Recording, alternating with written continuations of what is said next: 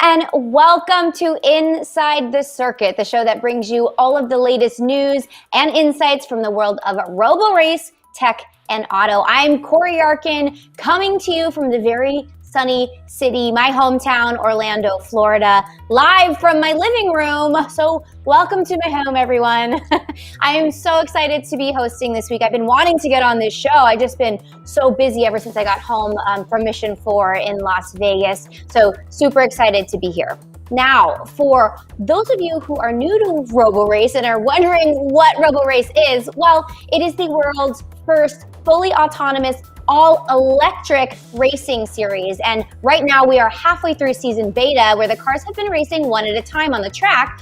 But later this year, our teams will start Season 1 officially, and hopefully we will finally see some wheel-to-wheel Roborace action out there on the track.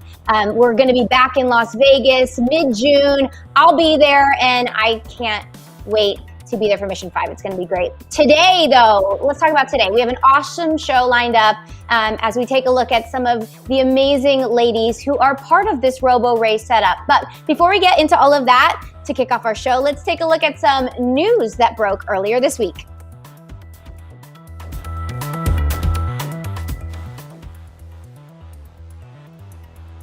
On Sunday, Chinese state news agency Xinyu reported that China had successfully landed on the Red Planet. This is making them the third nation ever to do so, only preceded by the US and the Soviet Union, who have already completed their missions to Mars. However, apparently it was a pretty complicated landing process dubbed the 7 minutes of terror, because I guess the radio signals couldn't reach Earth fast enough from Mars, meaning communications were limited, and it sounds like it was just a very stressful situation. Luckily, the vehicle, a 6-wheeled solar-powered machine weighing around 240 kilograms, did land safely, and its quest now is to collect and analyze rock samples from Mars's surface. It's expected to spend around 3 months there, so great. Now on to our second piece of news.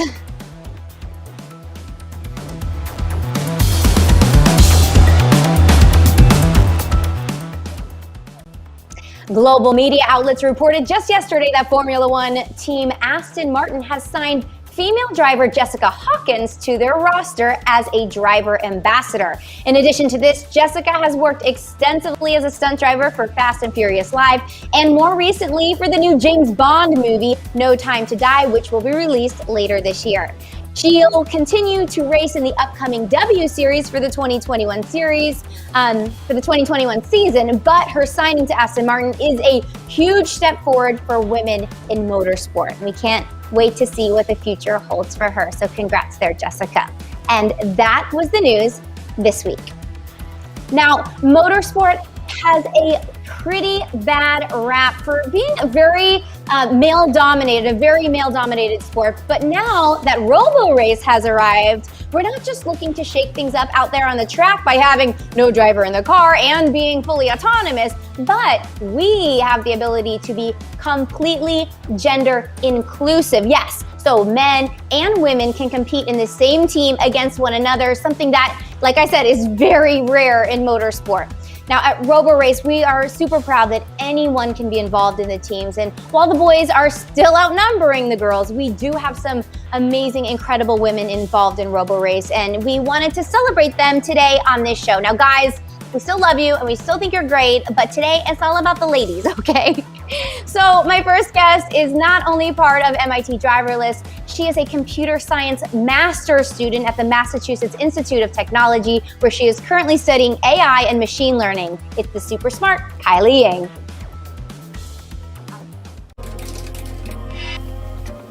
Raise your hand if you have ever been personally victimized by this little beautiful screen that is actually designed to captivate your attention for hours on end and make you addicted.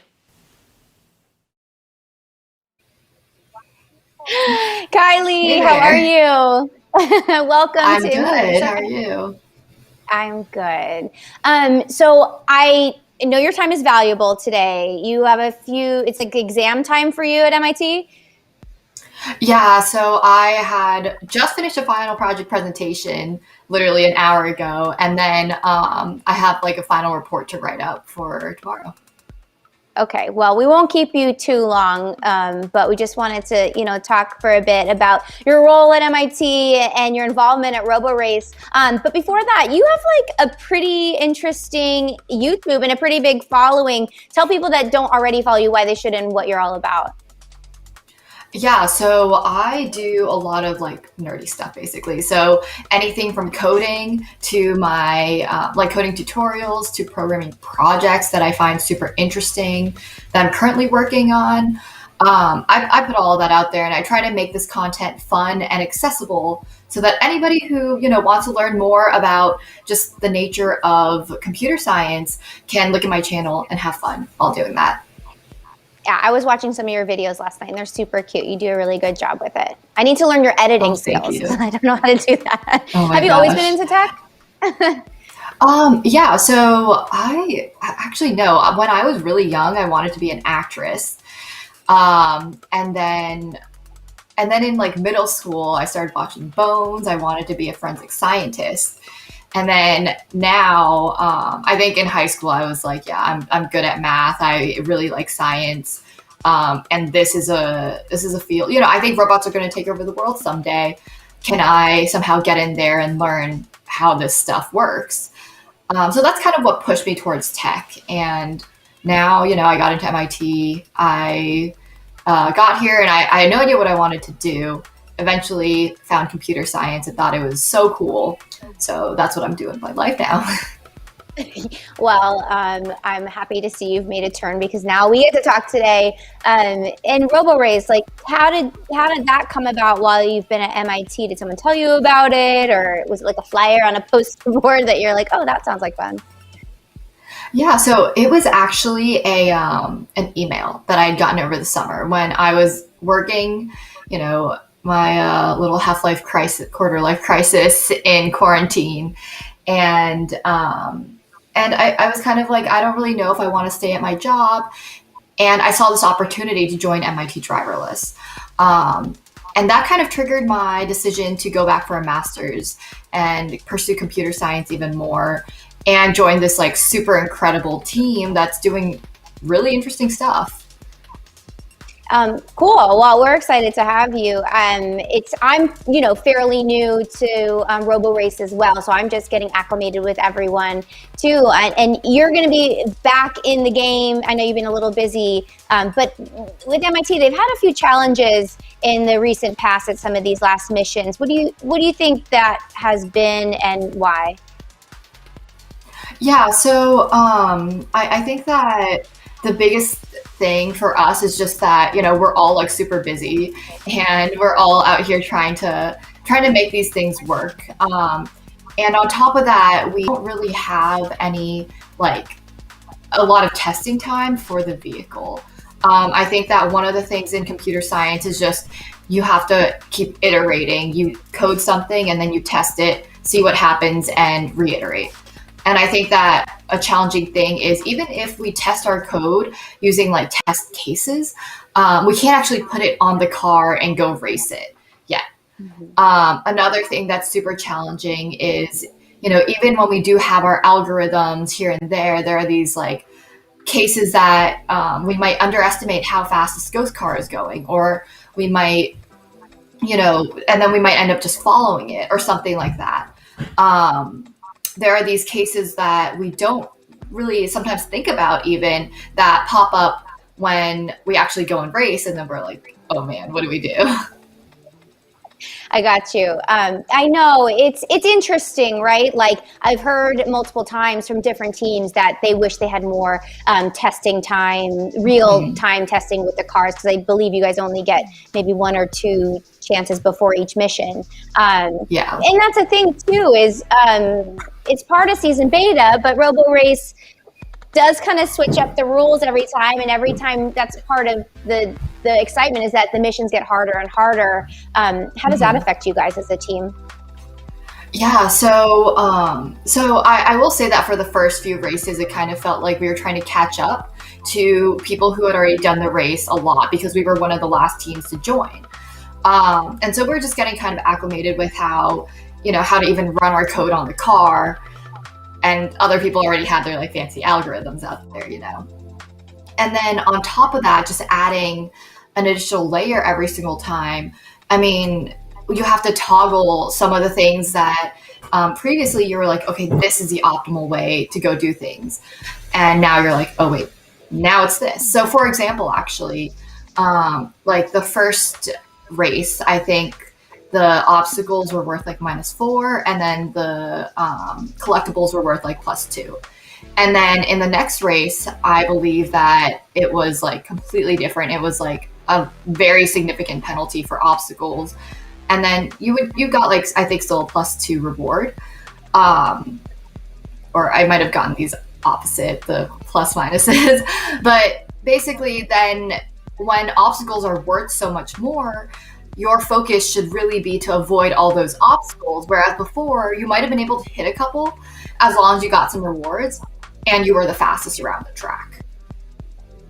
Gotcha. Yeah, it makes sense. I mean, I think it keeps it interesting. Changing it up every time keeps you guys on your toes for sure. Oh, yeah, and for it sure. helps, Roborace, as we're still figuring out how they want the series to finally sit, what works and what doesn't. So it's kind of just fun all around, and we're happy that everyone's on board for what we throw at you all the time, like flying dolphins and whatnot, Oh, yeah. And now excited for the moose. today's show is all about females in motorsport, and specifically in Roborace. We're seeing more and more of that now. Why do you think these industries have remained predominantly male for so long? And what do you think the future holds for women in motorsport specifically?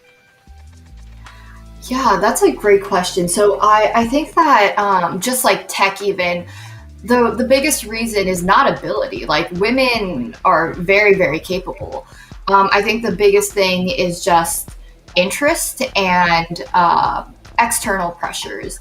I think that a lot of times, we're faced with, oh, you should be doing this instead of, you should be playing with Barbies, or you should be, taking dance classes instead of, watching racing and stuff like that, or coding or whatever. And I think that recently what's been very good is understanding that you can do anything you want. I think that especially with like social media, with different role models stepping up, that's been a huge, I guess, factor in just more women participating, being interested in these sorts of things. And also representation matters. Like when you see somebody who looks like you, you're more likely to be like, I want to do that and I can someday do that, rather than being, I want to do that, but hey, nobody like me is out there. Maybe it can't happen. Maybe it's not possible. No, that makes so much sense, and it actually echoes into my role as well. Obviously, I'm not programming for Roborace or motorsport or anything like that, but I stepped into this role same, and it's been so interesting because I see other women doing this, and yeah, it doesn't have to be a male presenter all the time. Sorry, Matt. Okay, love you, buddy. And that's the other thing, I think, with you, having your YouTube and your Instagram, and just, it's really awesome that you really put out there what you do for people to see, because it is important for, like you said, people to see someone that looks like them being able to do anything they want. So that's great. What do you think you would say to other girls or females, if they're already grown up like you, that got into it so late in the game, that might want to follow in your path or your footsteps? Yeah. Honestly, I think I'm the kind of person who believes you can do anything that you put your mind to. Like, as long as you go and pursue it, you ask for it, and you just go do it. Like, don't let people stand in your way. There are always going to be people who say, you can't do it. You're too old now, or, you're a girl.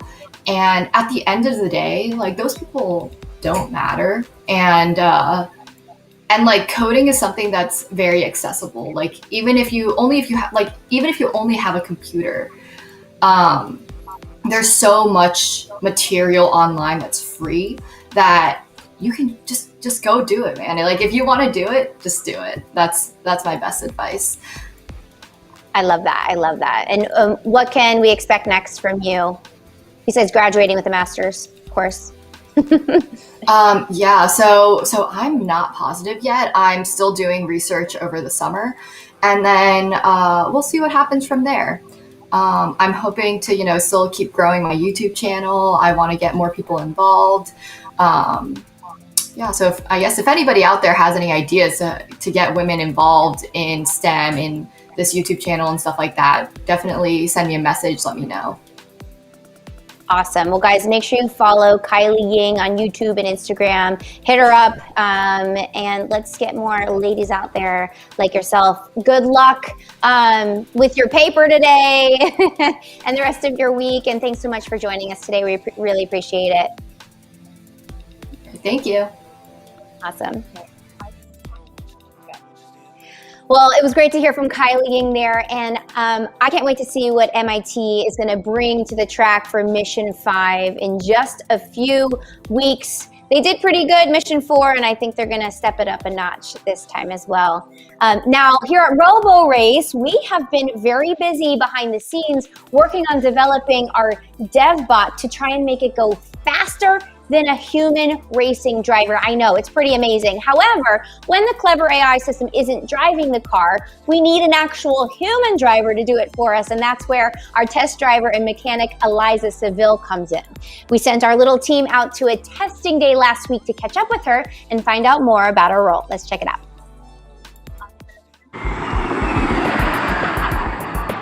Right, so we're going to start with your intro, so who you are and what you do. Okay. This is going to be so difficult. Right, I got And to you're try. talking to me. Yeah, okay. When you're ready. My name's Eliza Zubaca and I'm the...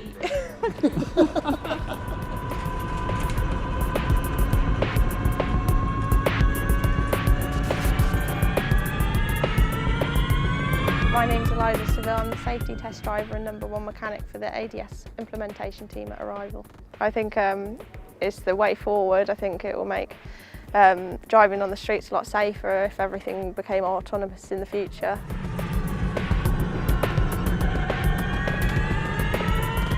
I'm used to being the only female on the team. I do hope that in the future we get more people interested. I think that's really important. From a young age, encouraging girls that they can do this, because I've had a great career so far and I love my job. I'd just say try it, don't be scared, you can do anything.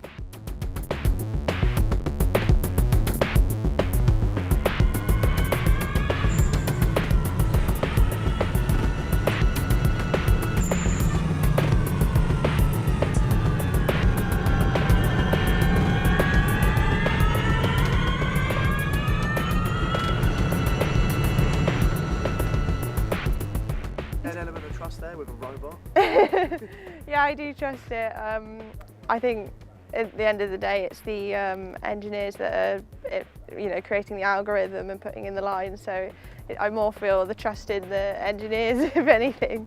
But there's so many safety stops on the car. I know I can take over at any point, so I don't feel scared in that aspect.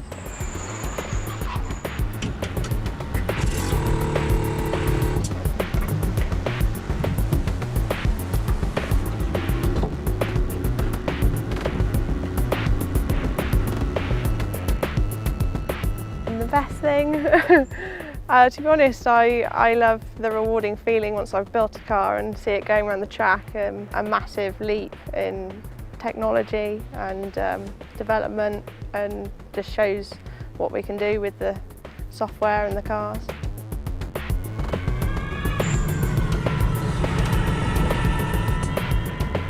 I'd hope that we could get more vehicles and maybe do AI versus driver on track at the same time. I think that would be a really cool project. I think there's so much more we could do with it, and when the robot beats the human, yeah, I'll feel ecstatic.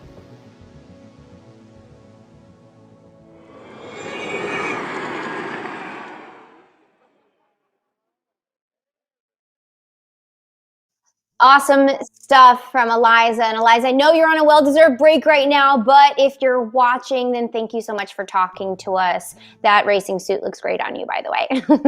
Right now, it's time for another guest, Jasmina Zubaca. Jasmina is part of Autonomous Racing Grads, one of our teams here at Roborace, or ARG, for those familiar with the series. And she's currently studying for a PhD at Graz University of Technology in Austria.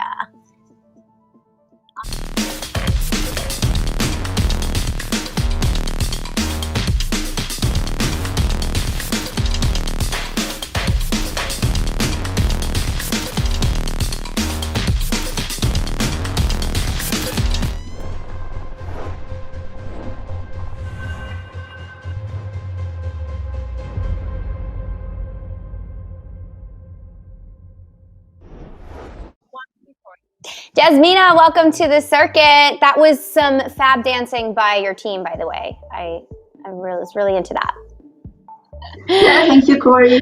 How are you? Feel free to. I'm good. If you want to reenact it for right now, you can. We'll do it together. Okay, I won't make you do that. I won't make you do that. We didn't prep you for that, did we? Exactly. But so you're studying for your PhD. Tell us a little bit more about the subject matter and what you are doing.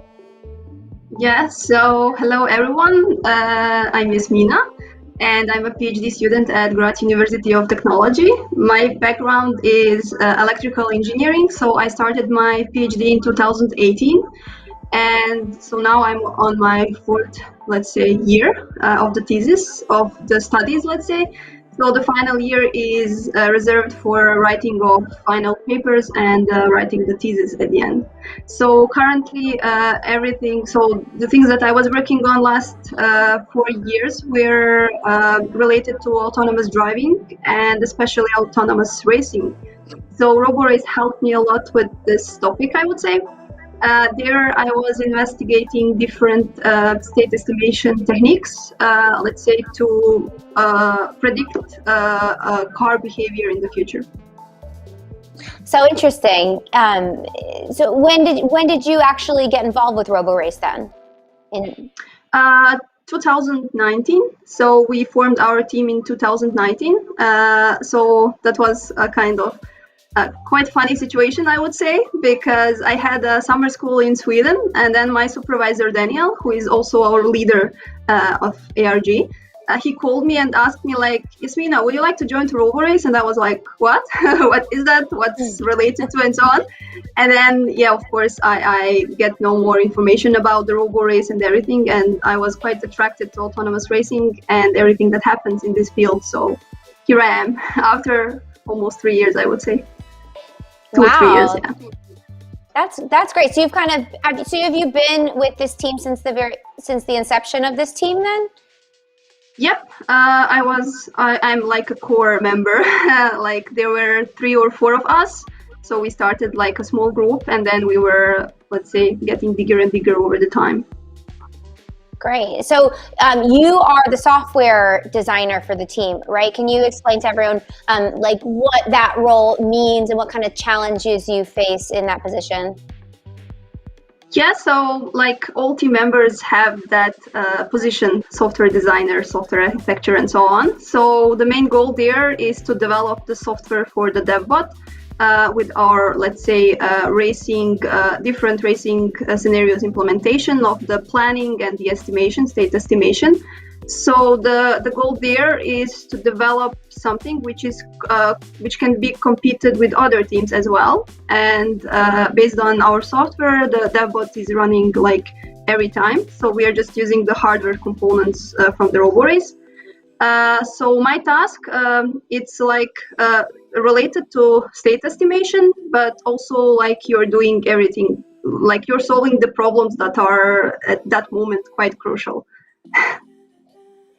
And the moments that were so crucial last mission 4, were those ghost cars. What kind of challenges did those present for you specifically in your role, and how do you even know how to deal with that? Yeah, so regarding the ghost cars, last time they were quite many of them, let's say, so we had some failures. But of course, over the time, we are trying to develop something robust, and it takes time, you know.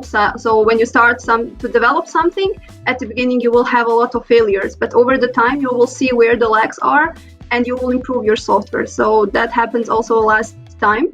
We started to develop our new state estimation method, which will predict where the ghost cars will be in the next moment, so in the future, which trajectories will they drive. And based on that, then we are planning our trajectories, like how to overtake them or how to avoid them or something similar.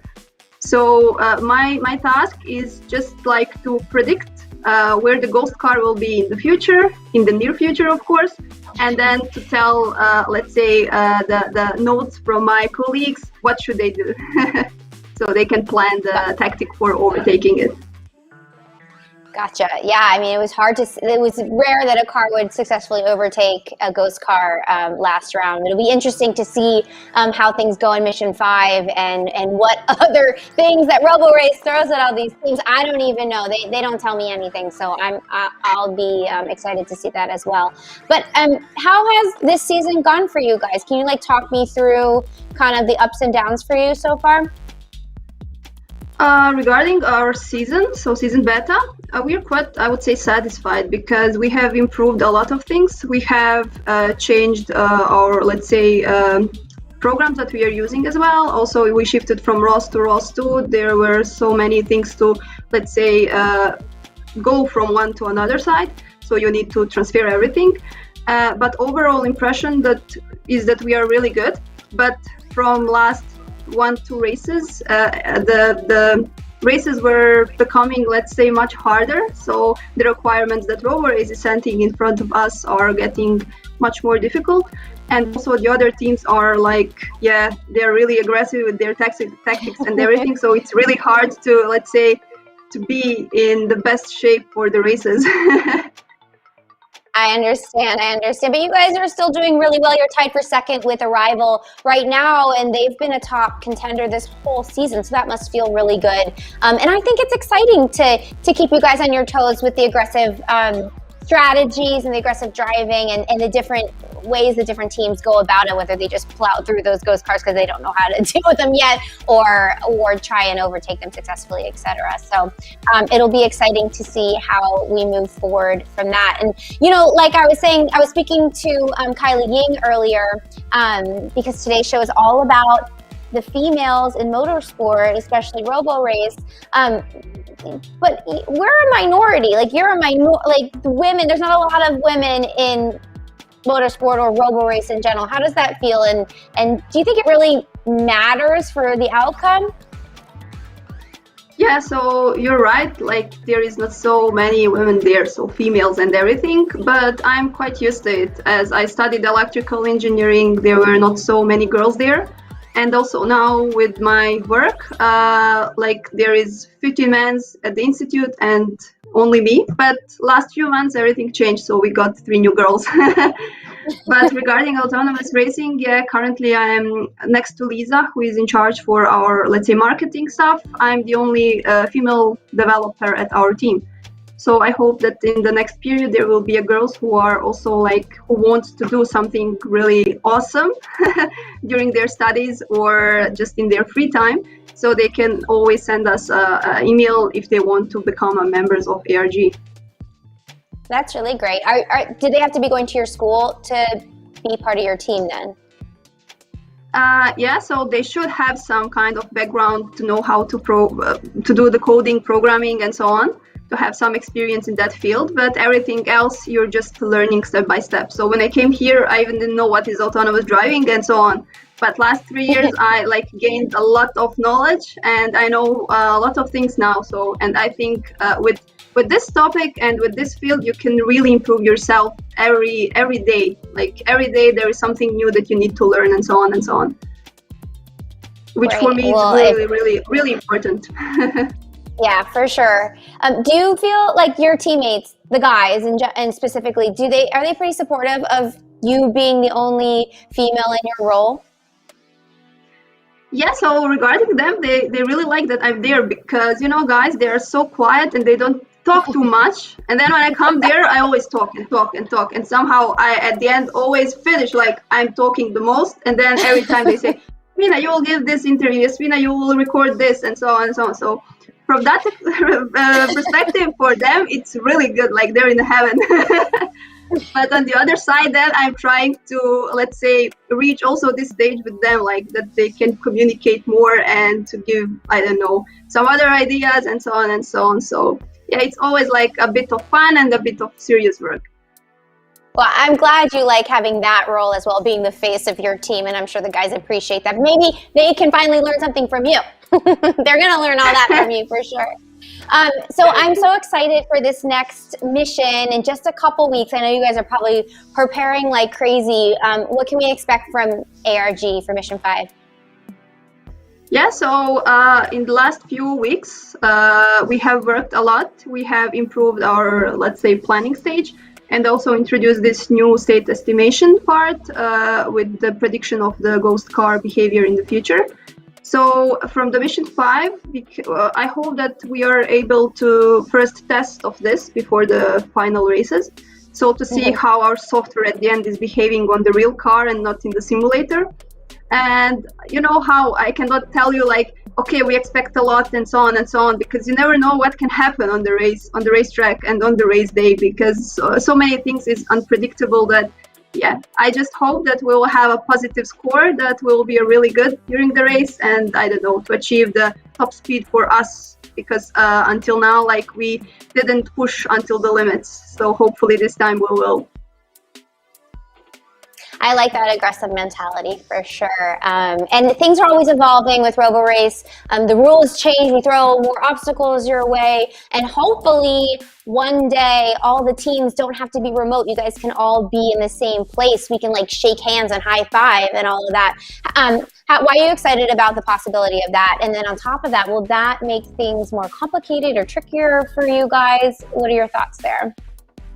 I'm really waiting to have like a live event and to be there and to feel that energy, and during the races, during the testing, to be like to talk with people in person, you know. Because currently, yes, we have these races, everything is cool, like we see the car and everything, but it's totally different like when you're there and when you're, I don't know, far away from the place where it's happening. So I think regarding the races and everything, it will be, let's say, more interesting, more energized, so with more energy, I would say. Then we can also like discuss and meet other people from other universities, other like teams and everything. So I think also that part is missing here. So in 2019, when we started, we were in Hungary and France on 2 events. And there, like, you really met a lot of people from Roborace, from other teams, so many internationals. So that's really nice, I would say. Nice opportunity to speak with others, to talk about current problems and how to overcome them. Absolutely. And if we stay in Vegas, then you get to come to America and we can party and I can see those dance moves in person. I'm going to hold you to that. Yeah, of course. Why not? We can make a competition in that part. Perfect. That'll be the breaks in between the races for sure. All right. Well, Jasmina, thanks so much for taking the time to talk to us today. Good luck in the next few weeks as you guys prep for Mission 5, and I'll see you then. Yeah, thanks, Corey, and see you soon, hopefully. Yeah, for sure. Bye. Bye, guys. All right, so we are nearly out of time, but just a reminder, guys, that Inside the Circuit will be back next Thursday, May 27th, and Mission 5 is getting closer. We will be headed back out to the Las Vegas Motor Speedway on June 18th and 19th for rounds 11 and 12. I'll be there. I am so excited to get back out to Vegas. I'm going to be on the track. Hope you guys tune in, and we'll see you then. As always, please stay connected with us. You can always get in touch with us on this Roborace Twitch channel, on our Instagram, on our Twitter. Follow me at Corey Arkin on Instagram. We're happy to respond to your guys' questions and your comments. So keep in touch. We love all the interactive. I hope you guys enjoyed the show today. I know I have. It's been super fun hosting it, and I hope to see you guys again very soon. Take care. Roborace out.